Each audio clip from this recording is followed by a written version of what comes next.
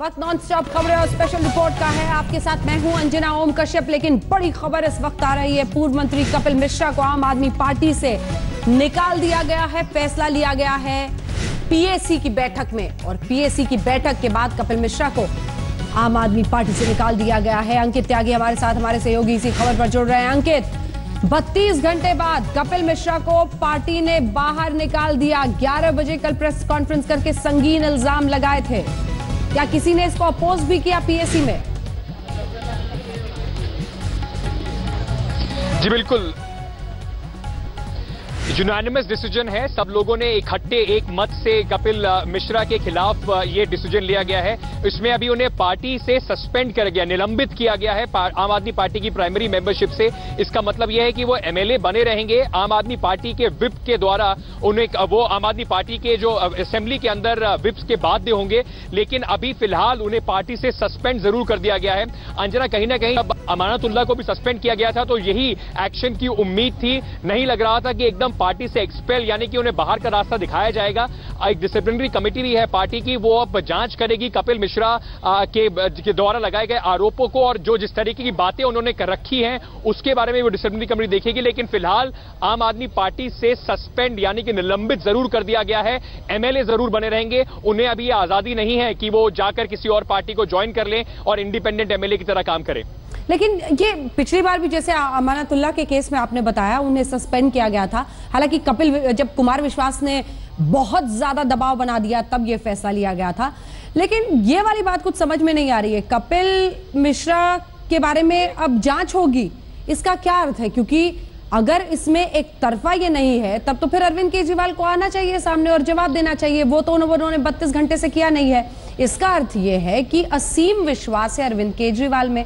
तो फिर कपिल मिश्रा में ये आधा अधूरा विश्वास क्यों, अंकित?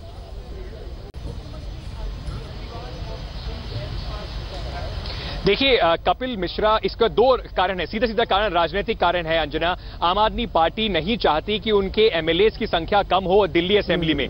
कपिल मिश्रा को पार्टी से निकाले जाने का सीधा मतलब यह होता कि वो एक इंडिपेंडेंट एमएलए बन जाते, उसके बाद वो स्वतंत्र थे किसी भी तरीके से काम करने के लिए। तो उन्होंने उन्हें लटका के रखा है, सस्पेंड कर दिया है। एंटी पार्टी एक्टिविटीज जो उन्होंने जिस बारे में उनकी बात हुई है उसके बारे में डिसिप्लिनरी कमेटी एक इलैबोरेट इन्वेस्टिगेशन भी करेगी और फिर तय करेगी कि क्या उनको पार्टी से बाहर करा जाए या नहीं। लेकिन फिलहाल पेंडिंग इंक्वायरी सस्पेंड जरूर कर दिए गए हैं। ये एक यूनानिमस डिसीजन था। मुझे यह भी बताया गया मेरे सूत्रों के द्वारा कि जिस तरीके से आज शाम को कपिल मिश्रा ने जिस तरह की भाषा का इस्तेमाल किया, अरविंद केजरीवाल के साधु के बारे में बात करी जिनकी आज सुबह जिनका देहांत हुआ, उससे लेकर काफी आहत थे। और सारे मेंबर्स जो 9 के 9 मेंबर्स है पीएसी के, उन्होंने यूनानिमसली डिसाइड किया है कि कपिल मिश्रा को सस्पेंड जरूर किया जाए और उसके बाद तय करेंगे कि उन्हें पार्टी में से निकाला जाए या नहीं। लेकिन एक बड़ा झटका कपिल मिश्रा के लिए जरूर है, और जिस तरीके से वो बयानबाजी कर रहे थे, कहीं ना कहीं ये बात साफ थी कि उनके लिए इस पार्टी में बना रहना बड़ा मुश्किल होगा। लेकिन एक राजनीतिक डिसीजन भी लिया गया है। पार्टी से बाहर का रास्ता नहीं दिखाया गया है। पार्टी से बाहर फेंका इसलिए नहीं गया है क्योंकि एमएलए की संख्या आम आदमी पार्टी की कम हो जाती दिल्ली असेंबली में। बिल्कुल, आम आदमी पार्टी के एमएलए की संख्या कम हो जाती, इसलिए नहीं किया। अब सवाल तो ये जनता पूछेगी ना कि आखिर या तो आपको लग रहा है कि वो सही है या गलत है। इस बीच एक बार अगर सिलसिलेवार ढंग से अंकित अपने दर्शकों को पूरा बताएं, तो बीते दिन 11 बजे सुबह में अचानक ये जबरदस्त इल्जाम, बमबारी एक तरह से कर दी कपिल मिश्रा ने, जब उन्होंने कहा कि अपनी नजरों के सामने उन्होंने अरविंद केजरीवाल को सत्येंद्र जैन से 2 करोड़ रुपए लेते हुए देखे। उसके बाद से ही लग गया था कि आम आदमी पार्टी में तो जबरदस्त इसको लेकर भूचाल आना ही है। भूचाल आया भी, सब कुछ हुआ, लेकिन अरविंद केजरीवाल सामने आकर जवाब देने से बचते रहे। शाम होते होते सत्येंद्र जैन आए, अंकित, और सत्येंद्र जैन ने कहा कि उनका तो मानसिक संतुलन ही खराब है। मतलब मानसिक संतुलन खराब वाला एमएलए भी चलेगा क्योंकि अपने विधायक के नंबर रखने हैं, ये माने?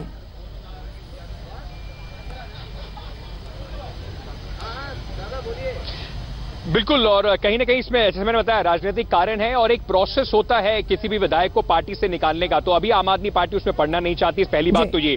दूसरा, उनको ये कहीं ना कहीं लगता है कि कपिल मिश्रा बीजेपी के द्वारा ये सारा काम कर रहे हैं, बीजेपी उनके पीछे है। उनको इस बात का भी डर रहेगा कि अगर उनको निकाल दिया जाता है तो बीजेपी के खेल में शामिल हो जाएंगे। तो वो नहीं चाहते। आपने बीजेपी का नाम लिया, वैसे ही नुपुर शर्मा हमारे साथ हो गई है थ्रू इस वक्त। और नुपुर शर्मा, मेरा पहला सवाल आपसे यही है, क्योंकि आम आदमी पार्टी का यही कहना है कि कपिल मिश्रा तो सिर्फ चेहरा है, पीछे हाथ कमल का है, बीजेपी का है। उन्हें पार्टी से फिलहाल निलंबित कर दिया गया है। आपकी प्रतिक्रिया इस पर? देखिए, सबसे पहली बात तो ये है, अंजना जी बहुत बहुत धन्यवाद मुझे जोड़ने के लिए। सबसे पहली बात तो ये है कि आम आदमी पार्टी में अगर किसी को खांसी जुकाम या दस्त भी लग जाए तो उसमें मोदी जी या बीजेपी का हाथ लगता है।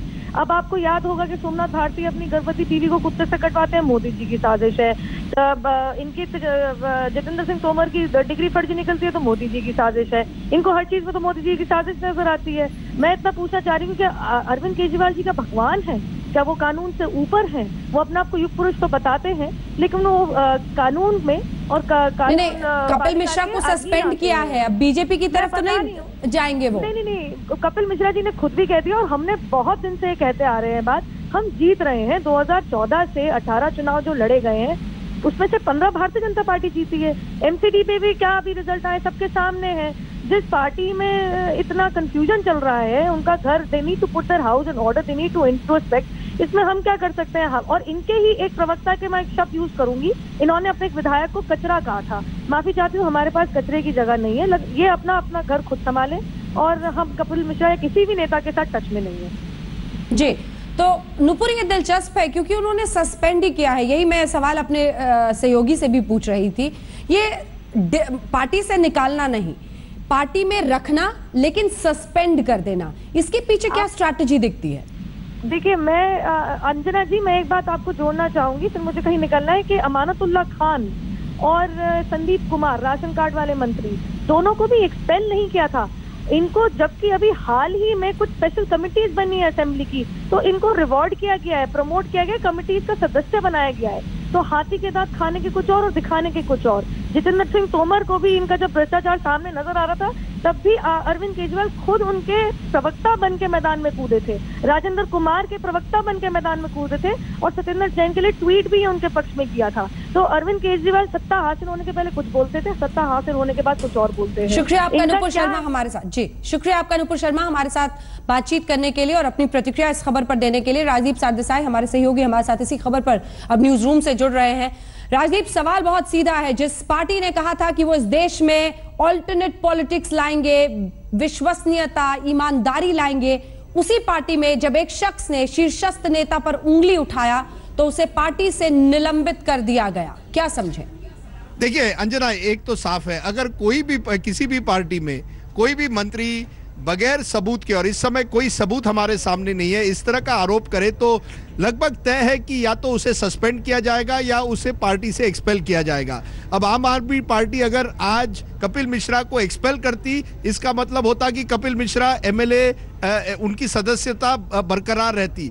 उनको सस्पेंड करने से एक तरह से उनको एक ऐसी स्थिति में डाला गया है जहां वो पार्टी में रहेंगे लेकिन फिर भी पार्टी के बाहर नहीं निकल सकते। मतलब आपको एक सेकंड सर, मतलब आपको विधायक चाहिए, विधायकों की संख्या चाहिए, बहुमत चाहिए, सत्ता चाहिए, कुर्सी चाहिए, इसलिए आप सस्पेंशन करेंगे, आप एक्सपेल नहीं करेंगे, यानी आप निलंबित करेंगे लेकिन पार्टी से बेदखल नहीं करेंगे। अब इससे ज्यादा अपॉर्चुनिस्ट कोई क्या हो सकता है राजनीति में? अब क्या फर्क रह गया है आम आदमी पार्टी, कांग्रेस या बीजेपी में? यह सवाल आज पूछा जाएगा कि अगर अरविंद केजरीवाल की पार्टी चाहती है कि उन्हें वाकई सजा दी जाए, 32 घंटे से ज्यादा हो गए हैं, 33 घंटे अब होने जा रहे हैं, चुप्पी नहीं तोड़ी है अरविंद केजरीवाल ने, आखिर क्यों नहीं पार्टी से निकाल देते? क्योंकि अगर पार्टी में रखा गया तो एमएलए एक बना रहेगा हमारा, यही नहीं है तो फिर और क्या है? देखिए, अगर आप किसी को एक्सपेल करते हैं तो एक तरह से वो जो व्यक्ति है वो बिल्कुल बागी बन जाता है, जैसे बीजेपी ने कीर्ति आजाद के साथ किया। जब कीर्ति आजाद ने गंभीर आरोप लगाए थे बीजेपी के नेतृत्व पर, तब अरुण जेटली पर, तब उन्हें एक्सपेल नहीं किया गया, उनको सस्पेंड किया गया। क्योंकि हर पार्टी डरती है एक तरह से कि किसी भी व्यक्ति को अगर आप एक्सपेल करें आम आदमी पार्टी बीजेपी और कांग्रेस का पर्याय बन गई है। नहीं, एक तरह से ये आपने बहुत ही सही बात कही, आम आदमी पार्टी बीजेपी और कांग्रेस का पर्याय बन गई है।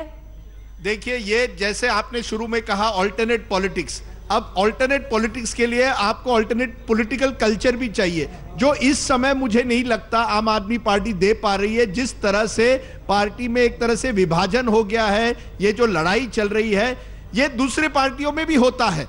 अब सवाल यह है कि अरविंद केजरीवाल क्या वो अपनी चुप्पी तोड़ेंगे एक, और नंबर 2, क्या कोई इंक्वायरी ऑर्डर करेंगे ताकि दूध का दूध और पानी का पानी हो? ये कहना मनीष सिसोदिया कहते हैं ये एलिगेशन बेबुनियाद है। इंटरनल जांच क्या चीज है सर?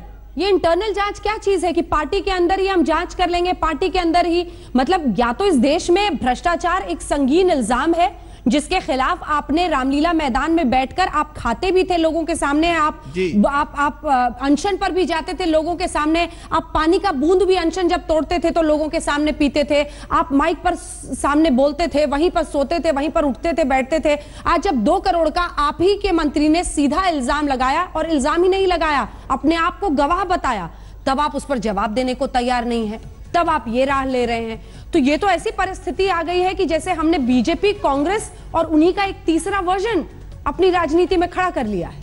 देखिए, ये तो है अंजना की आज की तारीख में आम आदमी पार्टी की विश्वसनीयता पर जरूर सवाल उठता है। अरविंद केजरीवाल की क्रेडिबिलिटी को एक तरह से एक डेंट जरूर पहुंची है, लेकिन साथ साथ ये भी सवाल पूछना पड़ेगा कि अगर राजनीति में कोई मंत्री इस तरह का आरोप लगाता है तो उसे कभी ना कभी प्रमाण भी देने पड़ेंगे, क्योंकि जब तक वो प्रमाण नहीं दे तब तक लगता है कहीं ना कहीं ये एक पावर स्ट्रगल है। सवाल यह है कि कपिल मिश्रा के पीछे कौन है? क्या हम समझे कि केवल कपिल मिश्रा अकेला ये आरोप लगा रहे हैं? क्या आम आदमी पार्टी के कोई बड़े नेता उनके पीछे हैं? क्या आम आदमी पार्टी के बाहर के नेता उनके पीछे हैं? क्योंकि जब से दिल्ली में चुनावी हार हुई, उसके पहले पंजाब और गोवा में हार हुई, अरविंद केजरीवाल कमजोर हुए हैं। तो क्या कमजोर अरविंद केजरीवाल को एक तरह से घेरने की तो ये विजेंद्र गुप्ता को आप सुन रहे थे, उनका ये कहना है कि देखिए, जिसने आवाज उठाई उसको पार्टी से सस्पेंड किया गया है। हमारे तमाम सहयोगी अलग अलग जगहों से हमारे साथ जुड़ रहे हैं। अंकित वहां की हर पल की खबर बता रहे हैं। बड़ी खबर इस वक्त ये है कि कपिल मिश्रा ने केजरीवाल पर आरोप लगाए थे 2 करोड़ रुपए लेने के सीधे, और सत्येंद्र जैन उन्होंने कहा था नहीं ये पैसे दिए थे, लेकिन कपिल मिश्रा को अब पार्टी से निलंबित कर दिया गया है। संदीप कुमार और आसिम खान साहब, 2 विधायक हमारे साथ इस वक्त यहां पर हैं। सर, वैसे तो माफ कीजिएगा, आपकी पार्टी में आए दिन, हर सप्ताह, हर महीने इतनी खबरें आती है विधायकों की बगावत की कि उसका इतिहास समझ पाना बड़ा मुश्किल हो जाता है। इसीलिए मैं आपके साथ चाहती हूं संदीप जी, शुरू करते हुए कि आपका स्टेटस इस वक्त क्या है आपकी पार्टी में? देखिए, अभी हम आम आदमी पार्टी के विधायक हैं। हाँ। और अपने क्षेत्र में जो भी जनता के काम होते हैं वो निपटाते हैं। हाँ, तो ये कपिल मिश्रा को जो निलंबित कर दिया, ठीक किया अरविंद केजरीवाल और पीएसी ने आपके? नहीं, देखिए, पार्टी का फैसला है, पार्टी जो ना प्रोटोकॉल होता है पार्टी का, उस निर्णय जो लिया उन्होंने ठीक है, ये ठीक किया।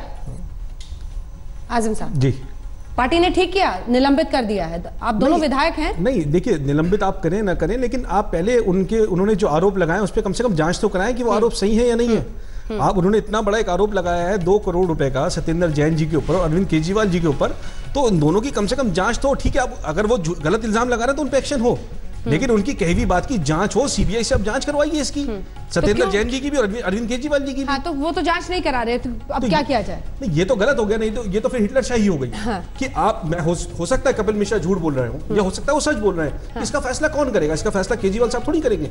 इसका फैसला देश की एजेंसियां करे, एसीबी करे, सीबीआई करे। आप इत्तेफाक रखते हैं उनकी बात से? नहीं, देखिए, इस देश में सबको बोलने का अधिकार है। हाँ।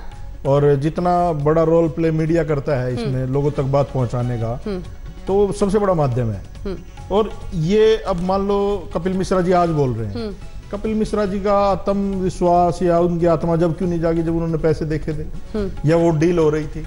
तो कपिल मिश्रा जी अगर खुद इतने स्पष्ट हैं तो उस टाइम पे कहते वो बात, उस बात में कुछ दम भी होता। आज वो हटाए गए, उसके बाद सिर्फ ये बौखलाहट होंगी और मानसिक जो है संतुलन थोड़ा।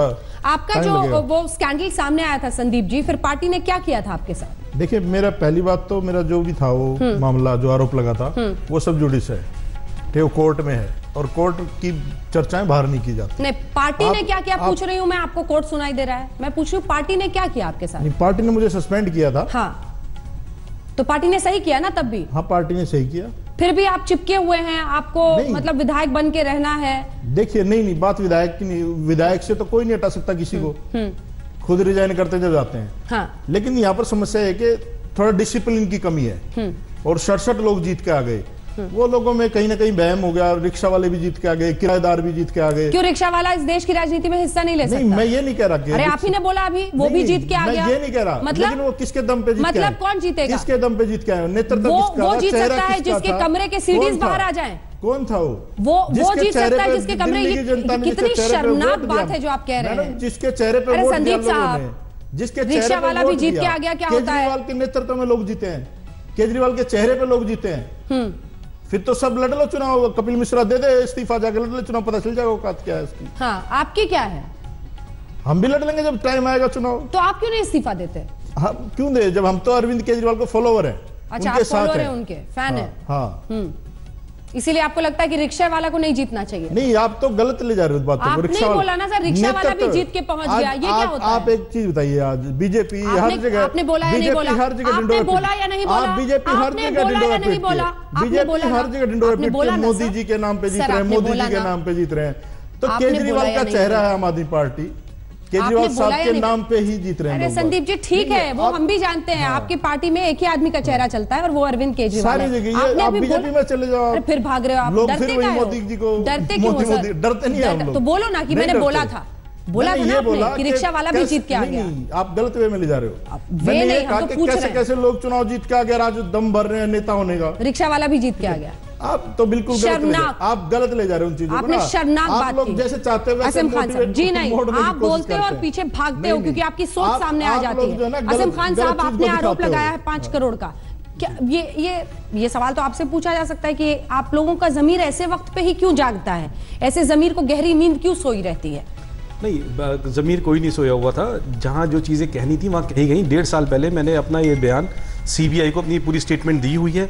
और अभी आज से 3 महीने पहले आपने कहा है कि अरविंद केजरीवाल ने 5 करोड़ मांगे थे, ये कहा है आपने। किन परिस्थितियों में? क्योंकि यही वो कपिल मिश्रा पे कह रहे हैं कि कपिल मिश्रा ने आरोप तो लगा दिया, लेकिन कपिल मिश्रा ने कभी बताया नहीं कि कब, कितने बजे, कितना, कहां, कौन सा नोट था, किस बक्से में था, कैसे दिया, ये सब नहीं बताया। तो आप कम से कम बता दीजिए। जी, मैं बता देता हूँ। हाँ। मंत्री बनने के तकरीबन 2.5 से 3 महीने बाद, ठीक है, मुझे एक दिन पटेल नगर पार्टी का ऑफिस था। कौन सा महीना था ये? मतलब 2.5-3 महीने हुए थे, मार्च अप्रैल मई लगभग। मई का महीना जी, ठीक है। मुझे पटेल नगर में पार्टी ऑफिस था, वहाँ बुलाया गया। दिलीप पांडे जी ने फोन करके मुझे बुलाया कि आपको यहाँ पे आना है। मैं वहाँ पहुँचता हूँ तो फिर वहाँ मुझे ये सारी बात बताई जाती है कि पार्टी को 25 करोड़ रुपए की जरूरत है और 5 नाम हमने पार्टी के 5 MLAs चुने हैं, उसमें से एक आप हो और आपको 5 करोड़ रुपए देने हैं। फिर मैंने उनसे पूछा कि किस चीज़ के 5 करोड़ रुपए देने हैं। तो उस टाइम में शुरू में आपको याद होगा अंजना जी कि हमारा आम आदमी पार्टी की जब सरकार बनी थी, हमारा और मीडिया का काफ़ी झगड़ा चल रहा था। तो कहा कि हम एक केबल नेटवर्क खरीद रहे हैं और हमें मीडिया को पूरी तरह से संचालित करना है कि जो मीडिया हमारे खिलाफ जाएगा उसको हम उस केबल पे से उसका काट देंगे, उसका आगे प्रसारण नहीं होने देंगे। तो हमें मीडिया मैनेज करने के लिए, कंट्रोल करने के लिए 25 करोड़ रुपए की जरूरत है, इसमें 5 करोड़ रुपए आप दीजिए। तो किसने बोला आपको? दिलीप पांडे जी ने। दिलीप पांडे जी ने जब उन्होंने सारी बात मुझे बताई तो मुझे पहले तो यकीन नहीं आया। मैंने, हो सकता है ये अपने लेवल पे ही कुछ इस तरह की बात कर रहे हो। फिर मैं वहाँ से पटेल नगर से सीधा निकल के दिल्ली सचिवालय अपने ऑफिस में आया और मैं थोड़ी देर सोचने के बाद फिर मैं मुख्यमंत्री जी केजरीवाल साहब के पास गया और मैंने जाकर उन्हें बताया जी मुझे इस तरह दिलीप पांडे जी ने पटेल नगर ऑफिस में बुलाया था और मुझसे इस तरह से 5 करोड़ रुपए मांगे हैं। ये सुनते ही केजरीवाल साहब ने कहा हाँ वो तो आपको देने पड़ेंगे। अरविंद केजरीवाल ने आपसे कहा कि हाँ वो तो 5 करोड़ आपको देने पड़ेंगे। जी हाँ, दिल्ली सचिवालय में, दिल्ली सचिवालय मुख्यमंत्री के चैम्बर में, मुख्यमंत्री ऑफिस के अंदर मुख्यमंत्री और मैं बैठे हुए थे। मैंने उनको बताया, मैंने सर ऐसे मुझे बुलाया गया था। और बाकी 4 विधायक कौन थे? क्योंकि आपने कहा कि 25 करोड़ की बात थी जी। 5 विधायकों से पैसा मांगा जा रहा था। 4 के नाम मुझे नहीं बताए, लेकिन एक टीम जो उन्होंने मेरे पीछे लगाई थी उस टीम में 3 मेंबर थे, दिलीप पांडे, कपिल भारद्वाज और नीरज शर्मा। इन लोगों का काम ये था कि हर 2 दिन बाद ये मेरे ऑफिस में 1.5-2 घंटे आके बैठ जाते थे और कहते थे अब 1 करोड़ रुपए का चेक अभी इंस्टेंट दो, बाकी आप कैश दे देना, लेकिन अभी आपने 1 करोड़ अर्जेंट देने हैं। मैंने कहा मैं अभी नहीं दे पाऊंगा। तो वो एक टीम लगातार मुझे फॉलो अप करती रही, डेली घर पे आना, सुबह ऑफिस में आना, मतलब वो हर काम के लिए एक टीम लगा दी जाती है, वॉलंटियर्स लगा दिए जाते हैं, खुद नहीं करी जाती बातें, लोगों को मैनेज कर दिया जाता है कि तुम जाके पीछे लग जाओ। नहीं, लेकिन आपको पता है आप टीवी पे बैठ के जो बता रहे हैं इसका अर्थ ये है कि आप वो रिश्वत देने को तैयार थे। आप कह रहे थे कि ठीक है मैं अभी 1 करोड़ नहीं दे सकता, मैं 1 करोड़ का भी इंतजाम करता हूं, आप वो रिश्वत देने के लिए तैयार हो गए थे। नहीं अंजना जी, मैंने तो दूसरी बात मैं पूरी करूं। आप गलत सुन रही है, मैंने ये बात नहीं कही। मैंने कहा उन्होंने मुझसे कहा कि आप 1 करोड़ अभी दे दीजिए, बाकी 4 करोड़ बाद में दे दीजिएगा। मैंने ये नहीं कहा कि मैं दे रहा हूं, मैंने कहा वो मुझसे कह रहे हैं कि आप दीजिए। पर इतने दिन क्यों सोए रहे सर? आप वेट कर रहे थे कि कपिल मिश्रा आएंगे, एक दिन सवेरा होगा, कपिल मिश्रा उठेंगे 11 बजे प्रेस कॉन्फ्रेंस करके कहेंगे कि मुझसे मैंने देखा है 2 करोड़ देते हुए, तब आपकी ईमानदारी जागेगी। कौन विश्वास करेगा सर?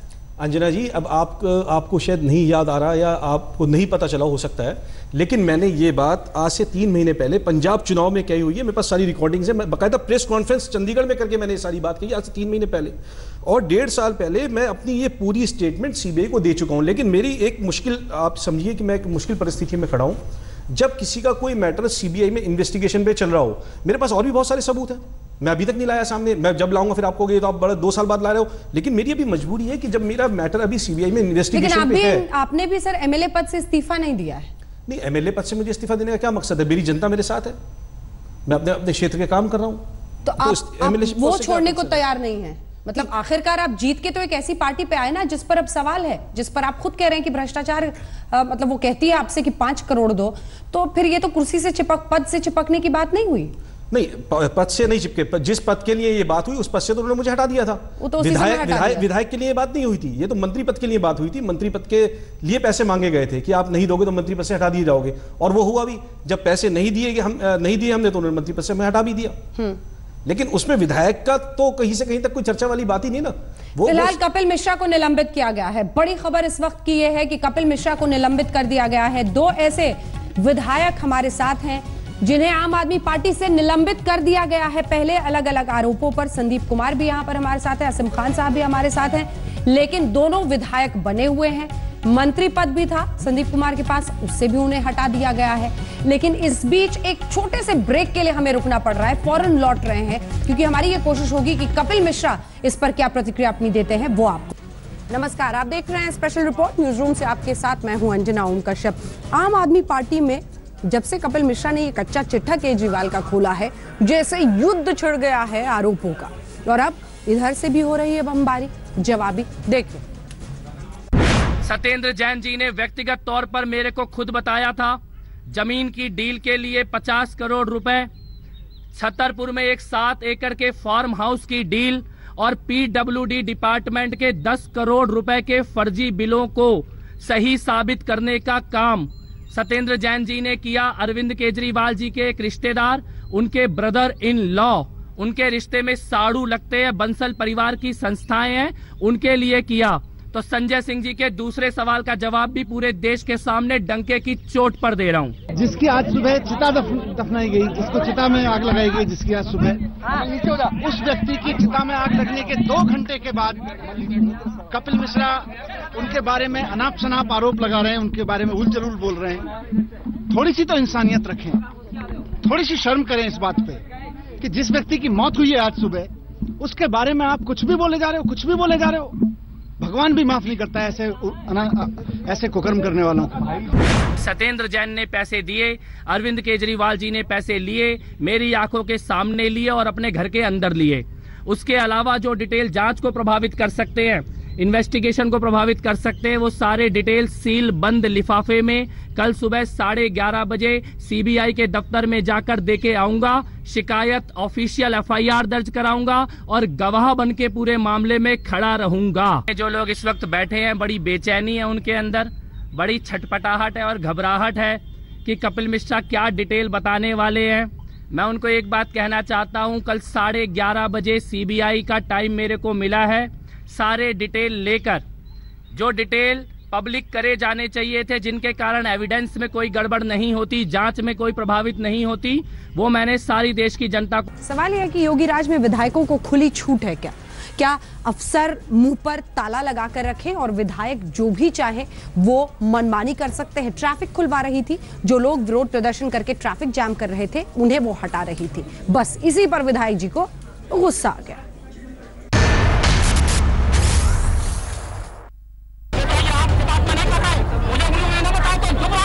इनकी हालत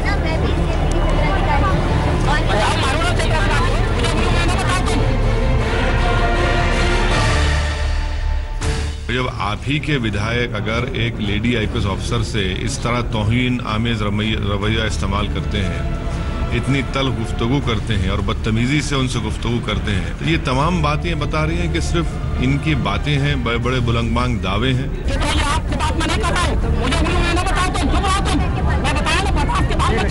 मैं बात कर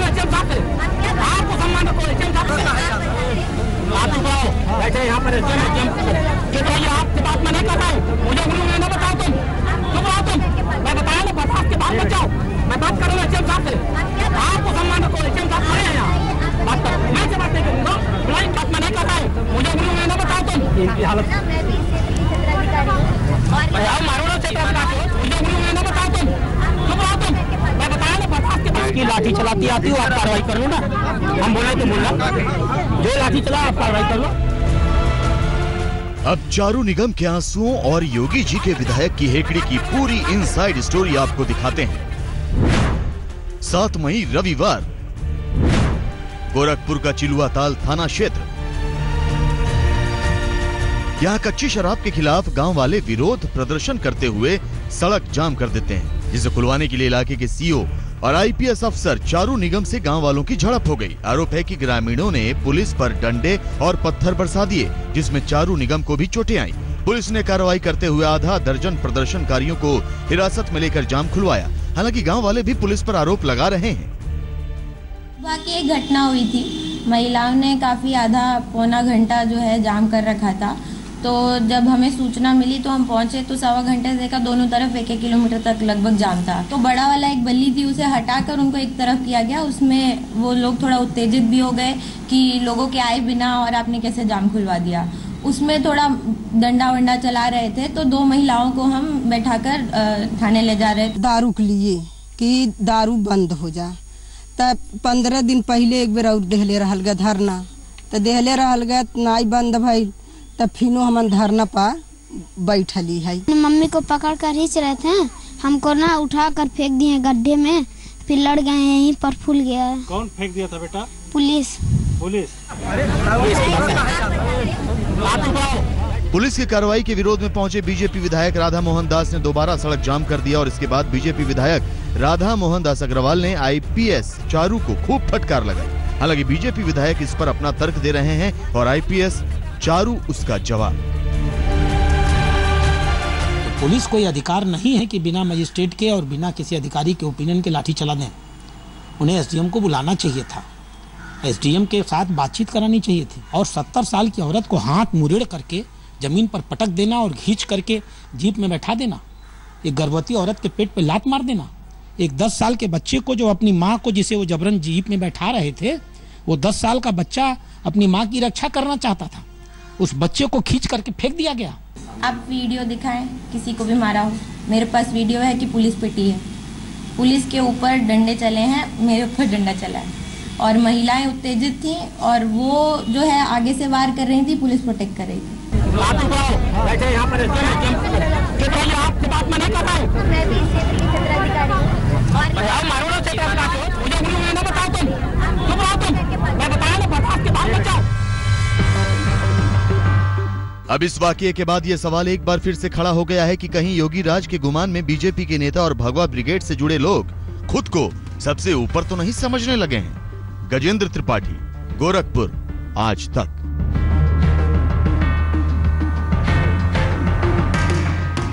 अब आइए आपको दिखाते हैं फ्रांस की कहानी। फ्रांस में आज एक नई इबारत लिखी गई है। सबसे कम उम्र के 39 साल में चुने गए हैं राष्ट्रपति मैक्रोन। देखिए रिपोर्ट।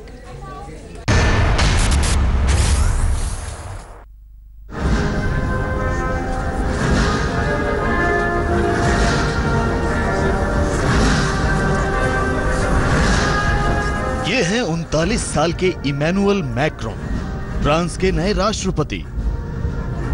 मारीन ले पेन को हराकर फ्रांस ने अपना सबसे युवा राष्ट्रपति चुना है। ये पहला मौका है जब फ्रांस ने 2 मुख्य राजनीतिक पार्टियों के बजाय किसी नए दल का राष्ट्रपति चुना है। मध्यमार्गी और यूरोपीय एकता की वकालत करने वाले 39 साल के इमैनुएल मैक्रों को 66.06% वोट मिले। फ्रांस के वित्त मंत्रालय में फाइनेंशियल इंस्पेक्टर की नौकरी करने वाले मैक्रों ने इस जॉब को छोड़कर रोथशील्ड बैंक ज्वाइन किया। तब बैंक की नौकरी में उनका पद इन्वेस्टमेंट बैंकर का था। अपने प्रचार अभियान में मैक्रों ने फ्रांस को ज्यादा बिजनेस फ्रेंडली देश बनाने और कॉर्पोरेट टैक्स कम करने का वादा किया। 1958 के बाद फ्रांस के आधुनिक गणतंत्र में यह पहला मौका है जब 39 साल का शख्स राष्ट्रपति चुना गया।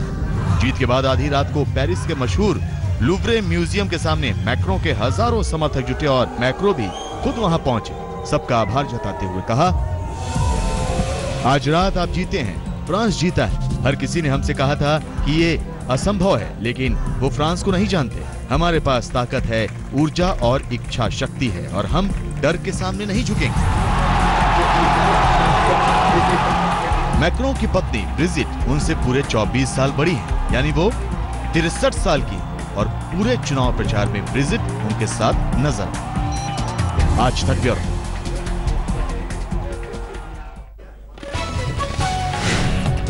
कपिल मिश्रा, बड़ी खबर ये आ रही है कि कपिल मिश्रा जांच की मांग करेंगे। 3 FIR का भी उन्होंने जिक्र किया है। सत्येंद्र जैन के खिलाफ करेंगे केस। सत्येंद्र जैन ने दरअसल आज देर शाम लगभग 6:30 बजे के आसपास एक अपनी तरफ से बयान दिया था और उसमें ये कहा था कि वो मानहानि का केस करेंगे कपिल मिश्रा पर। अब कपिल मिश्रा ने कहा है कि कल वो 3 FIR कराएंगे, क्योंकि आम आदमी पार्टी यही पूछ रही है, गए थे ACB दफ्तर तो FIR क्यों नहीं दर्ज कराई। उसी पर कपिल मिश्रा ने कहा है कि वो 1 नहीं 3 FIR दर्ज कराएंगे और CBI के पास कल तमाम सबूतों के साथ भी पहुंचेंगे। स्पेशल रिपोर्ट पे हम रुक रहे हैं एक ब्रेक के लिए। देखते रहिए आज तक।